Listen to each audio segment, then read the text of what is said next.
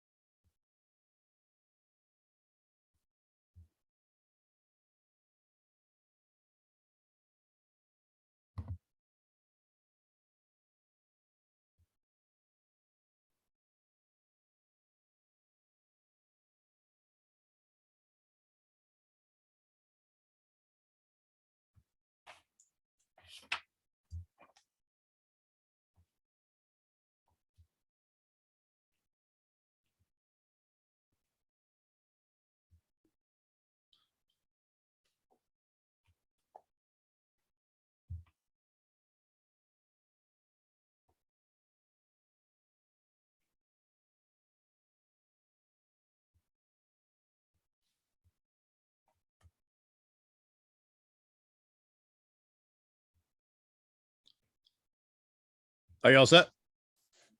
Yep. All right, cool. Close out this email so none of that pops up. All right, I'm gonna start this space, but I'll leave it muted for a minute just to get you in. Gotcha.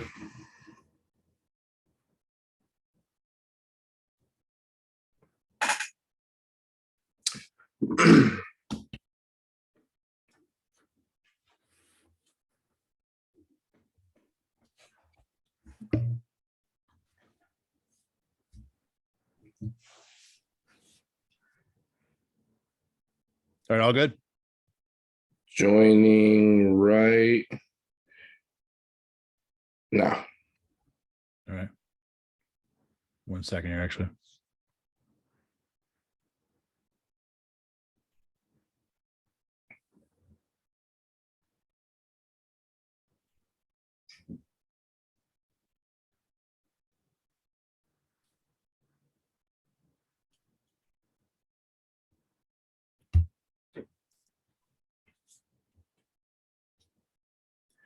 Thad Brown and Carl Jones back with you again today. We are talking about first round running backs and interior offensive linemen. Want to get into that a little bit too. A couple of other, priorities potentially for the Bills this year in the draft. I want to start with the running backs because, well, it's more fun, of course. And look, Carl, I think when you look at this running back class, there isn't really a guy that stands out to me as a solid, legitimate first round candidate. And I'll tell you what, in the current NFL, that may not be the case any year, going forward, outside of like the super elite, the Saquon Barkleys, the kind of the Adrian Peterson old school. You got to have someone who is off the charts good to be able to justify a first round pick. Last year, I thought we had a pretty good crop of running backs with Jonathan Taylor, DeAndre Swift, or I'm sorry, this was 2 years ago. Taylor and Swift and Edwards-Helaire, and only had one of those guys going round one, and it was the last pick of round one. So, now last year, Travis Etienne went, Najee Harris went. I think there's good reasons to argue both of those guys are potentially game-breaking talents. So let's start out with the obvious question. Is there a guy, in your opinion, in this year's draft that would qualify in the Najee, Etienne? Yes, if you spend a first-round pick on him, you can kind of justify a category. No, I wouldn't say so. For me, if you're going to be a first-round caliber running back, you got to be good in all of the phases. And what I mean by that, you got to be electric with the ball in your hands first and foremost. So that's the obvious.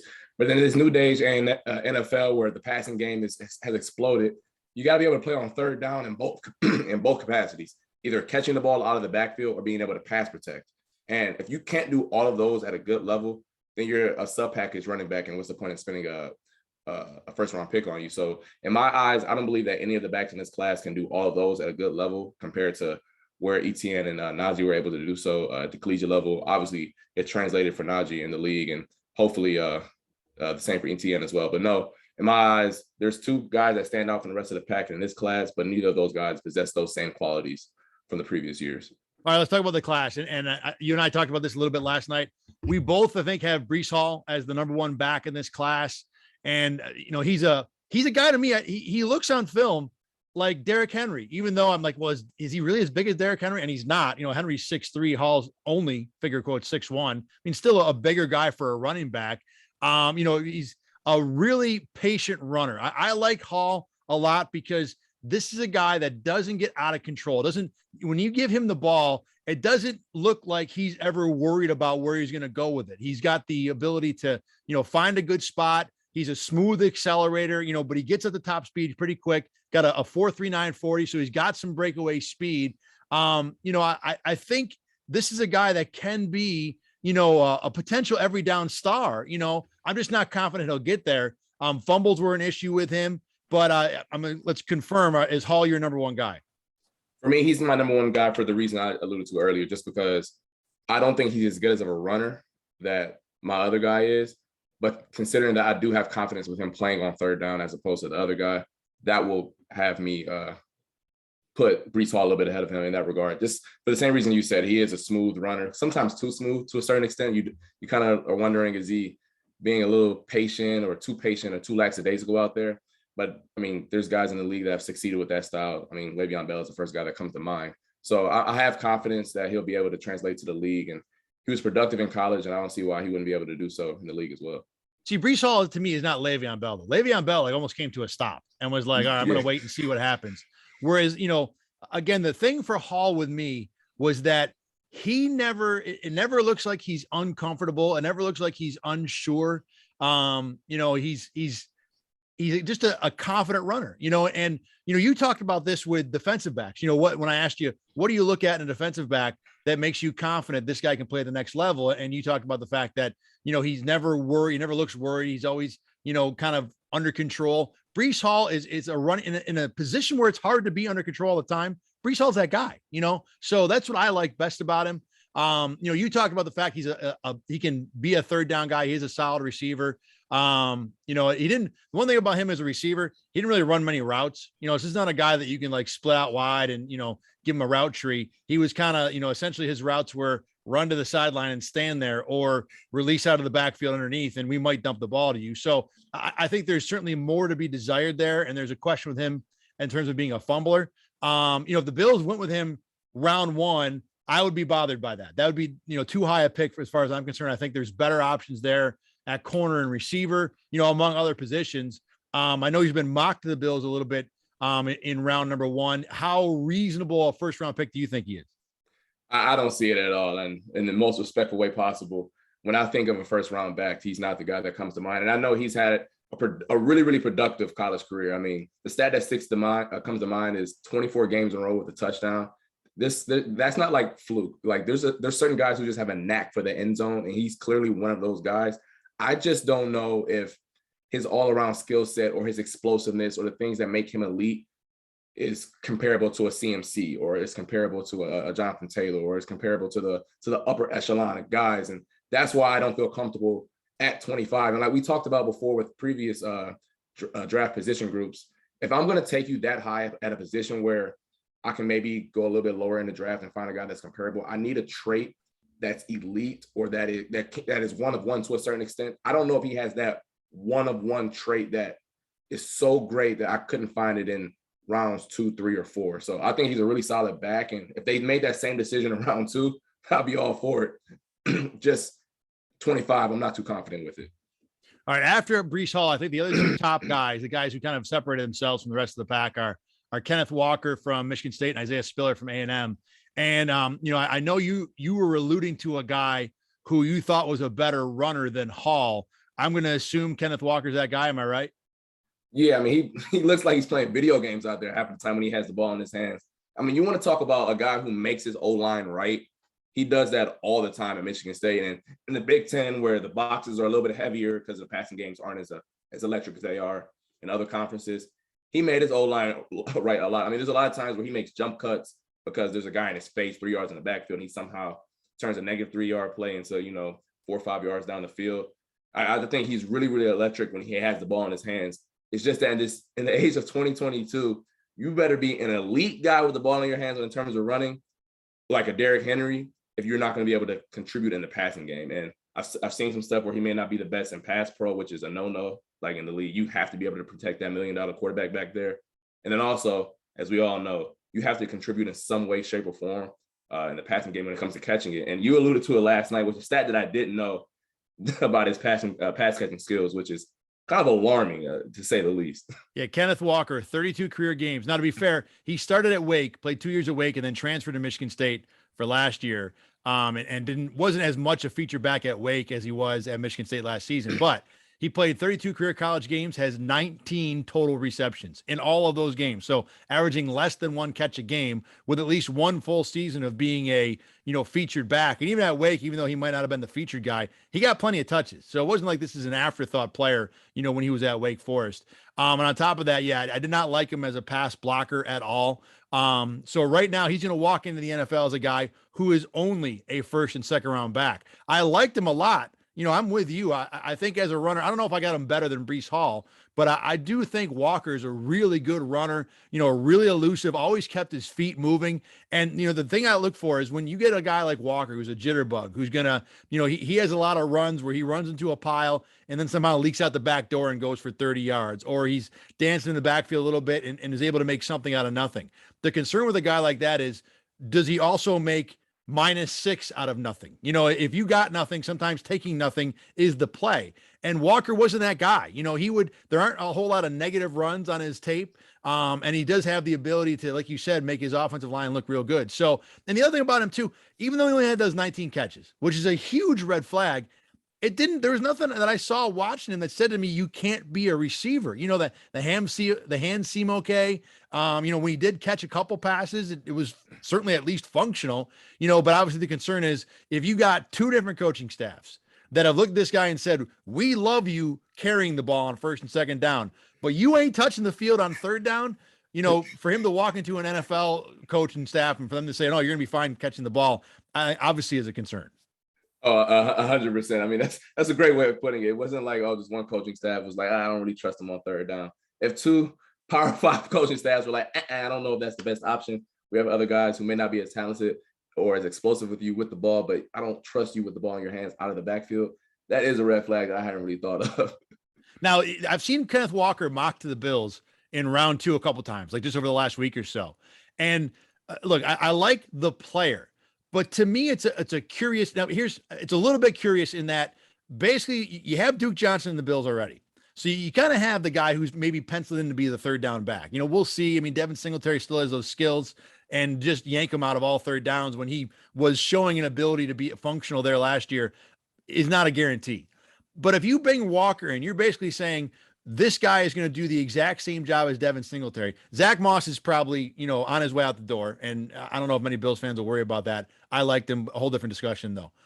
If you bring in Walker, this is saying, I think we don't want to pay Devin Singletary next year when not only is Devin Singletary up for a contract, but so is Dawson Knox. So is Ed Oliver. So is Tremaine Edmonds. So if the Bills are going to make Walker a pick, this is a long-term pick. We're going to replace Zack Moss's carries this year, which may not be much anyway. And we're not going to pay Devin Singletary down the road. And I understand that because you're going to need that money for other spots on the roster. But, on its face, they're basically drafting a guy they already have. How much benefit do you think that gives to the Bills grabbing a guy like Kenneth Walker, even if it's round 2 or round 3?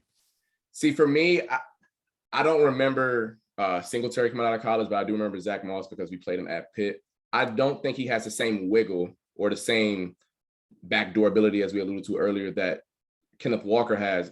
It's just that I don't know if Kenneth Walker is the all-around complete back that maybe some of the other guys that can offer. And I'm a big fan of the Bills grabbing a running back at some point during this draft. And the reason I say that is, for one, I'm a big believer in the running game. We've talked about this a ton. I don't necessarily think that you need an upper echelon back, but there's something about a running game that is really, really conducive to high-level offenses. And I'm not talking about a Ravens or Browns or Eagles, top 2, 3, rushing attack, but just a back that, on 3rd and 3, instead of putting your $200 million quarterback as his own lead blocker, hand it off to a guy whose job is to do that, and it gets paid millions to do that. So I don't know if Kenneth Walker's that guy, so to speak, but I'm a huge fan at some point, rounds 2, 3, or 4, finding a guy that brings something different to the table in terms of the wiggle ability, elusiveness, explosiveness, something that brings a new dynamic to that Bills offense. Because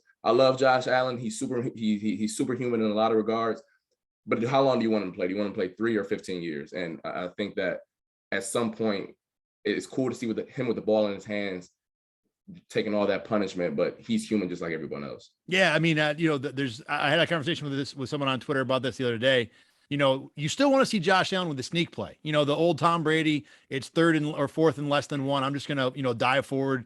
And I mean, Allen is a gigantous human to be able to convert that. That's fine. The thing you want to see the Bills do less of are the quarterback sweeps on 3rd and 2. And, obviously the draw is still effective, but less called running plays that aren't just the let's get 1 yard. And I think is Walker better than Singletary at it? I think maybe. But again, there's a good discussion. The discussion here is you're spending a high pick, a day 2 pick on preventing yourself from having to pay that position. You're not making the roster immediately better, which, and it's a weird discussion for the Bills this year because they don't really need a lot on the roster right now. The roster's good. You can use this draft to long term. It just feels kind of wrong to take a guy like Kenneth Walker and say, yeah, look at us spend our 2nd round pick on something we already have. Yeah, I think that's a good point. I do wonder though, would that same logic fall in the previous 2 drafts where the running back class was a little bit deeper at the top? Like, would you be comfortable with, I'm trying to think who went in the 2nd round, like a Cam Akers who came out, and I remember him at Florida State. I know that he may have looked electric in the playoffs after the Achilles tear, but I played Cam Akers at Florida State. That dude was one of one. Cam Akers or a JT who was a 2nd round guy. I'm trying to think. Joe Mixon was a 2nd round guy. Is it the running back or is it the position itself that you don't feel comfortable taking with at 57? No, I mean, it's not either of those. It's the fact that the Bills are spending a high draft pick on something they already have. You're not making the roster better right now. I mean, it's, Kenneth Walker at best does what already Devin Singletary will give you this year. Really the only benefit to drafting a Kenneth Walker is to say we won't have to pay Devin Singletary in 2023. So essentially, we're going to spend the Bills a 2nd round pick on a running back so that we can not have to pay another running back and maybe we can keep Tremaine Edmonds and not get worse at that position. In other words, there's really no net gain to drafting a guy like Kenneth Walker, except that, you can let Singletary walk and you don't lose something somewhere else. And it's just, I'm not saying it's even wrong because the Bills roster is so good. If you can draft a player that keeps that roster status quo, that might still be a win. It just, you look at the draft as a place to make your team better. We've talked, the 1st round ideas for the Bills are, an elite wide receiver, Jamison Williams adds a new dimension, or a corner that can improve that number 2 spot for people who don't think Dane Jackson is good enough, but in this situation, we're having a discussion about a player that at best, unless he just goes crazy, exceeds expectations, is just going to keep the roster the same. And it just feels wrong, when you're doing that in round 2, even though I can, as we kind of alluded to, and I hope everybody's understanding this, where I'm going with this, it does make some sense for the Bills. So that's the only thing I'm saying. You look at, you go back to Breece Hall, he's not a crazy great running back, but you do see he's got breakaway speed. He's a bigger guy. He can be a receiver. This is a guy that if he hits and works out, this becomes an elite number 1 back where you take the best of what Singletary and, a guy like Duke Johnson or a JD McKissick have to offer, and you can possibly put that all into one guy. So I can see, okay, you draft that guy, you might make the roster better. You draft Kenneth Walker, the pie in the sky scenario is just keeping the roster the same. I'm not saying the Bills shouldn't do it or I'd even criticize it, but I just don't know if there's much of a ceiling or an upside with that pick. I see that, and knowing that some of how the corners will shake out, and I believe there'll be some at round 2. I think there'll be certain value at different positions in the back half of round 2, where as opposed you might be reaching, I don't want to say reaching, but getting Kenneth Walker in the back half. So I do agree in that the Bills will have other needs or other places where they can upgrade their roster at corner or as we all know, there's going to be a receiver that's pretty darn good at the back half of round 2 if you don't get one in round 1. Yeah. So I do agree with it to that extent, where in the back half of round 1, you can still make the team better as opposed to staying the status quo by grabbing another position of need. Let's not talk about Isaiah Spiller quick, the A&M back. I'm not a huge fan of this guy, and I know he's kind of the third member of the top 3 in this group. I think the guys who kind of separated themselves. Only a 4.6 40, so he's not a home run guy at all. Does a good job making a man miss, has some burst, decent hands of receiver. This kind of guy, like you look at him, you're like, oh, that's okay. That trait's okay. Oh, he's okay there. He's not bad. But the funny thing about Spiller, the best attribute he has to offer is that all of these meh to good qualities, you see him every week doing it in the SEC, which is basically as close to the NFL as you'll get. If you would tell me that the guy I saw on film is going to be transferred to the NFL as is, with no decline in production because the competition around you get better, well, then I'd be on board with Isaiah Spiller. But it's hard for any of these college guys for you to get there. So that's kind of what leaves me. This to me is a guy I don't want to touch. I don't want him in round 1 for sure. I don't want him in round 2. And I really don't want to have to draft him in round 3 either. He might last that long. I wouldn't be surprised if he's still on the board at like pick 90, but I really don't want him at all. I don't think he's got anything dynamic to where I'm excited about him as a pick. If you want to, pick him in like round 4 to where most of those guys become lottery picks, sure. But Spiller did really, really little that impressed me in terms of traits that are going to be dominant at the next level.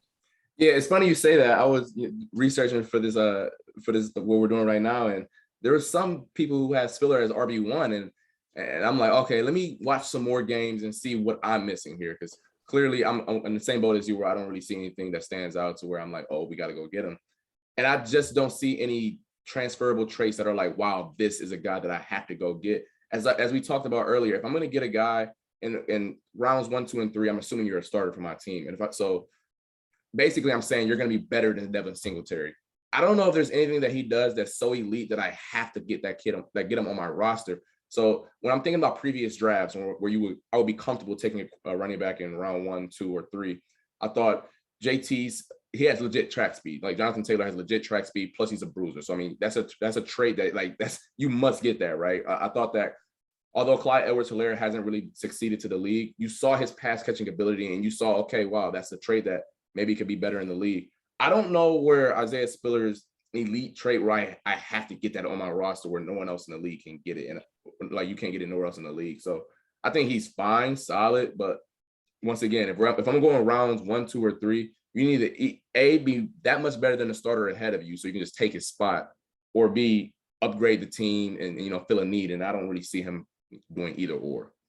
All right, let's move on to I want to talk about guards and centers real quick.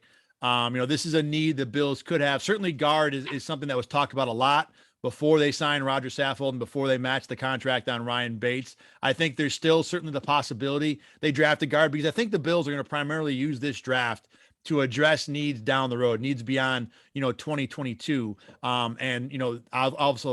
Although Ryan Bates is under contract for 4 years, Roger Saffold is not, so they may have a need at guard beyond this year. And there are some guys who are available. I don't know if I'd go round 1, but Carl, I want to make a case for one round 1 pick. All right.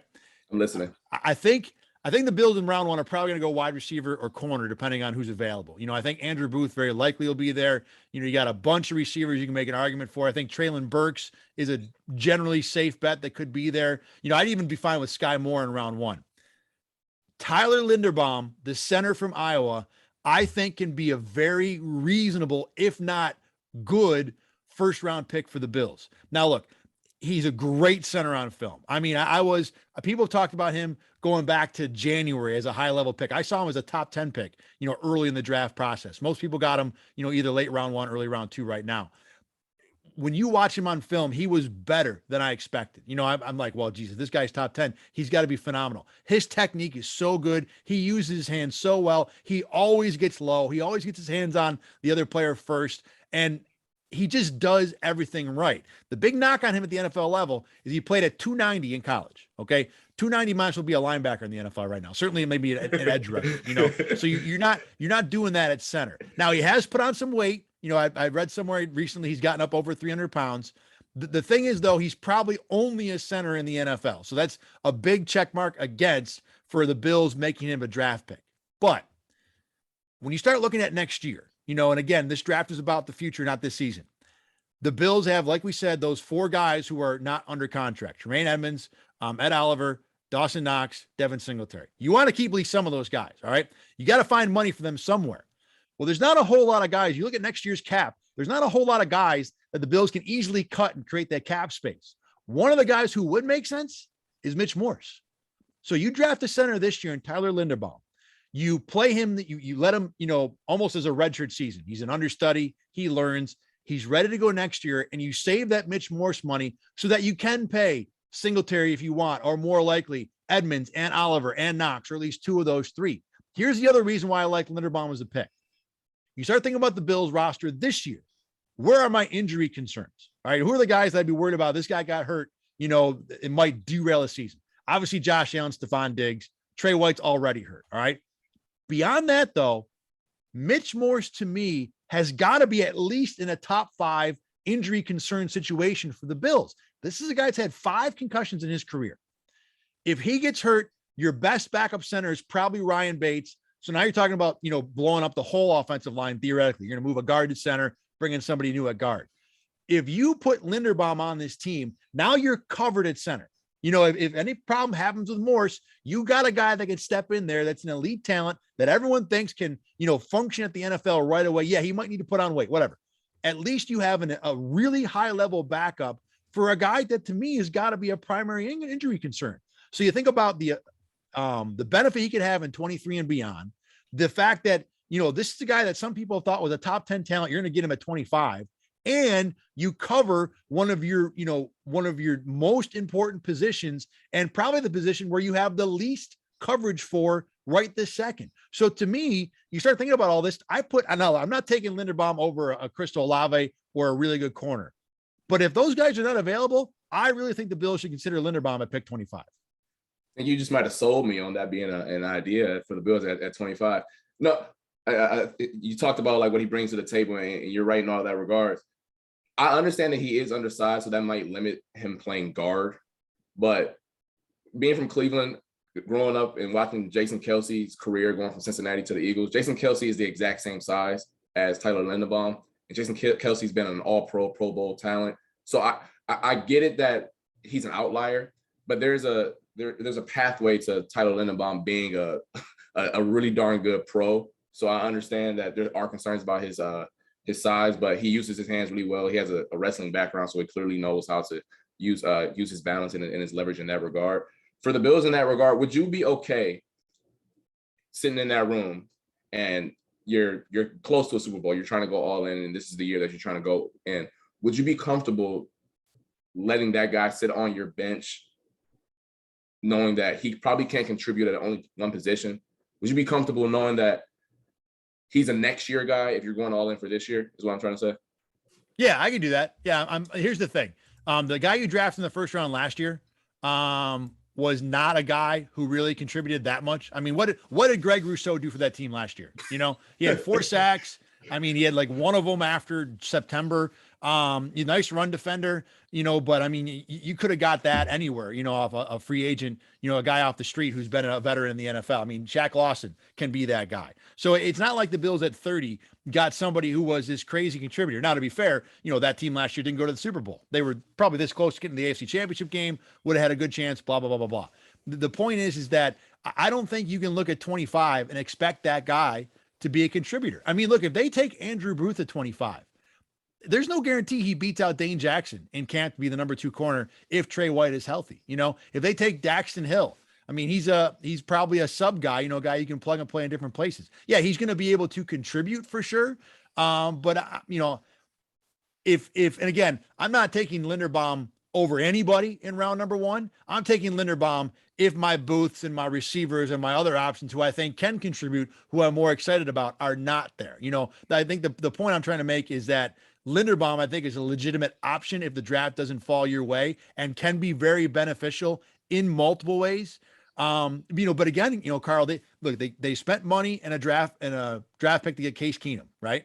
They, spent to they're making an effort, we think, to bolster the wide receiver core. This offense is the fastball. And if you want to derail it in a hurry, losing your center is a guy. I mean, think about a tackle. They had Deion Dawkins and Darrell Williams. They spent 2 draft picks at tackle last year, not first round picks, but 2 draft picks. So they're the most important offensive positions. They're really covered, except for center. So I can sit in that room. If the draft doesn't fall my way, I can make that argument to get Linderbaum.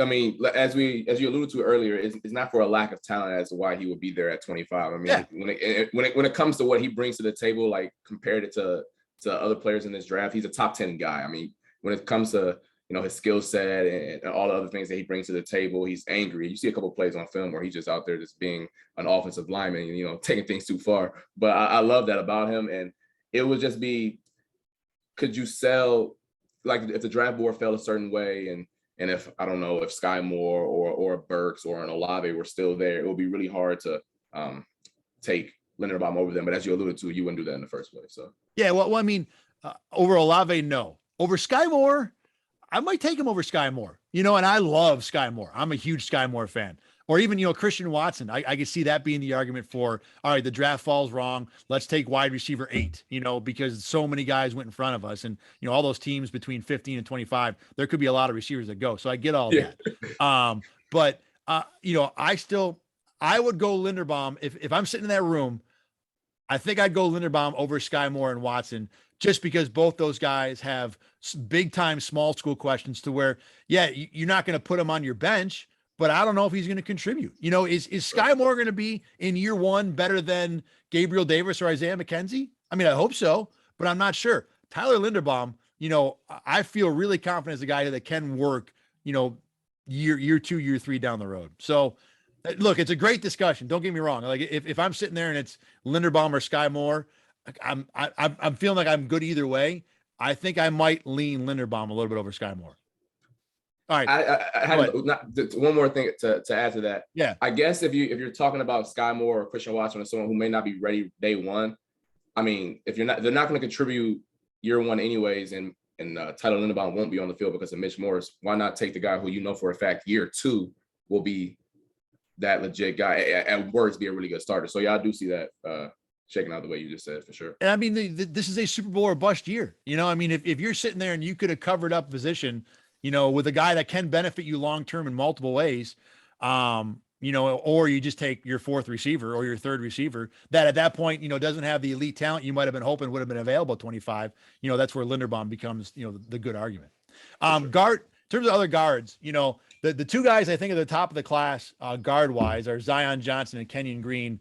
Zion from BC and Green from A&M. Now, the funny thing for me watching these 2 guys, Green looks like the more athletic player on film. Like Zion Johnson is the prototypical dancing bear. Like, he's athletic and can move, but it almost looks like it's not super comfortable for him. He does a lot of things real well, and so does Green. But the funny thing is, Zion tested way better. Short shuttle, 40. I mean, all the combine measurements, Zion was significantly better than Kenyon Green, which was, fascinating. I think either guy can be a reasonable, round 2 pick, not round 1. I don't know if either one's going to even be there round 2. I think I like Green a little bit more than Zion. One concern I had for Zion, and it almost feels, a little weird to bring it up, but there were multiple plays I saw where at BC, they would get rushed with 3. And a lot of times when there's a 3-man rush, it's the center and the 2 tackles that handle it, and the guards are kind of there to help. Zion wouldn't just stand around. I mean, he'd stand there, patrolling for pressure that was never going to come. Whereas Kenyon Green would go out and find some work. When you hear the term offensive lineman that go find work, that's a lot of the situation when it happens. Green would do it. Green would go out and, knock a guy over, help his tackle out. Where Zion, I'm like, what are you doing, dude? I mean, there's nothing happening here. It's a 3-man rush.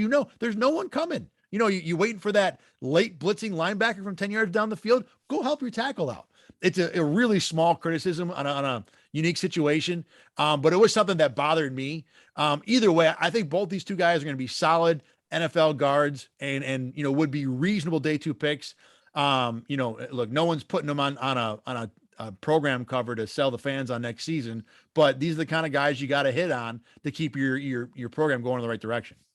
Yeah, 100%. When you talk about Kenyon Green and his athleticism, He played all over the O-line at A&M. So clearly, I don't know if you want him playing at tackle, but in a situation where the Bills got into last year where there was COVID issues, injury issues on a week-to-week basis, Kenyon Green has showed the capability to be able to bump out to tackle in an emergency basis. So that was encouraging to see. Actually, Zion Johnson, he played at BC. So I wanted to ask one of my friends who, Josh Black, is in the draft this year. And I wanted to ask him about playing against him because I said that he looks like Zion Johnson looks like an angry guy at the line of scrimmage. It's hard to move him. And so I asked, like, what was it like playing against him? And he said, quote, he's a dog. I always hated playing against him.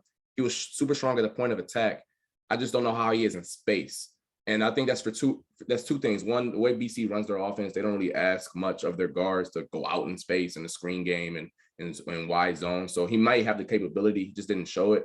But I do think Kenyon Green, in terms of what he's shown on film, could move a little better in terms of getting up to the next level and getting out to the screens. But he said that Zion Johnson was an angry SOB at the point of attack, and he was hard to move. He said in a stalemate, he said that would be a win for him. So he said he's a really strong dude. And although I think that's really can be said for about both players, I think both are really strong at the point of attack in terms of just moving a guy from point A to point B. So like you just alluded to earlier, though, I think the Bills in terms of round one, I think receiver or corner would be, or Linderbaum would be best. Don't know if those guys are first round guys though.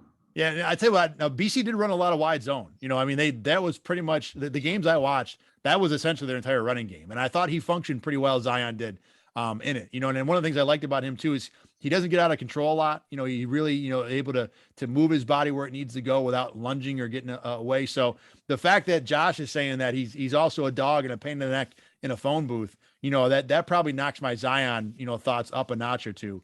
Because I thought he moved pretty solidly. You know, I'm actually curious why, you know, I'd like to talk to Josh about it too. I didn't see the BC Syracuse game, so maybe that's a unique situation, but look, again, you know, both these guys are pretty solid. And I think would be reasonable picks for the Bills on round number 2. You know, I want to go back to running back real quick. I think when we were talking yesterday, you said something about a guy kind of off the top 3 beaten path that you were a fan of, maybe deeper in the draft for the Bills. Oh yeah, 100%. You want to talk about something that will bring someone who will bring something different to the Bills offense that they just don't have right now. And I guess you can maybe say Isaiah McKenzie, but I don't think he brings it to the certain extent that this kid does. James Cook out of Georgia. Dalvin Cook's little brother. Now, don't get it twisted. He doesn't play anything like his brother. He's not nearly as thick or as powerful between the tackles or just flat out the running back that his brother is, okay? But in terms of being a receiver out of the backfield and being explosive with the ball in his hands, that is what he does, and he does it at an elite level. I don't mean good level. I mean an elite level. And the reason why I like him a ton is, for one, he doesn't have any tread on his tires. I mean, playing at Georgia, it was a rotation over there. He has Zamir White and a bunch of other litany of 5 stars that rotated in. So he doesn't have a lot of tread on his tires in that regard. But he lined up everywhere for that Georgia offense that isn't really too dynamic. If you've ever watched the Georgia game, they're I formation, ground and pound. So there's not really much creativity. But the one guy they were creative with was James Cook. He lined up at X sometimes. He lined up at slot sometimes. He lined up in the backfield and they pitched it out to him. I don't think he's a round 1, 2, or 3 type of guy because he's not going to play on first or second down. But in terms of a guy who you can line up in the slot, you can line up out wide if you want to, and if you line up in the backfield and just do creative stuff with him, I think he's a really, really interesting idea, because no matter how good your linebacker is, he's not the athlete that James Cook is in space. You want to go back and watch that Michigan game. You want to go back and watch the SEC championship game against Alabama. Neither of those teams could rock with him in space. Now, granted, he's not going to get the same amount of touches that all these other running backs are going to get because he's at Georgia. And he's not playing the first and 2 downs because Georgia also had a really good back in Zamir White, who's in the draft this year. And Georgia's offense just isn't conducive to, force feed one guy the ball. But he has a niche, and that niche is really, really coveted in the NFL today. You want to talk about guys like a J.D. McKissick, who the Bills wanted a ton, right, in terms of his pass catching capabilities. I think James Cook is that guy who later on in the draft brings that at an elite level. Does it make sense for the Bills, Carl, after they signed Duke Johnson, to where you kind of already have that guy? I mean, again, we talked about this draft is about the future for the Bills, not necessarily this year. But does James Cook, do you think, still make sense, considering that, literally that guy is theoretically on the roster already? I don't think Duke Johnson does the same things that Cook does. I'm not going to trust Duke Johnson out wide. I think Duke Johnson may be better in pass pro right now for sure. So he might be able to find his way on the field a lot sooner than James Cook would, because I think there is a huge question mark. You got to be able to pass pro in today's league, and I don't think he's really offered that or really shown that on film at this point. But he doesn't offer the same versatility that Cook offers in that regard. I do think Duke Johnson is a hell of a pass catcher. I mean, that's his calling card. That's why he's making the big breads now. I just don't think he brings it to the same extent in terms of explosiveness, suddenness, and his ability to get to 0 to 100 as a James Cook. And granted, I know that the Bills have signed a bunch of players, and obviously you know this. The roster won't. Some veterans will get cut off this team. Some players that we did bring in, or some guys that you had in the too deep that won't be on the roster for a litany of reasons. I think a guy like that could push someone out of Buffalo. All right, man. I'm watching James Cook right now. I could definitely see the allure. I mean, he has, there is a little J.D. McKissick, Duke Johnson in his game, at least what I'm watching right now. So that'll be a fun thing to watch on Saturday if he is available for the Bills. Yeah. All right. I think we're all set with running backs and interior linemen. We're going to hopefully continue this next week as the draft gets closer, talk some more about what the Bills should do and a few other prospects we like in the draft. Carl, thanks for being on again today. Thanks to everybody for listening. If you missed this, it'll be on my Twitter feed later today, probably in just a few minutes. And then we will also have it on the News 8 website at RochesterFirst.com. Thanks for everybody for tuning in, and we'll talk to you later.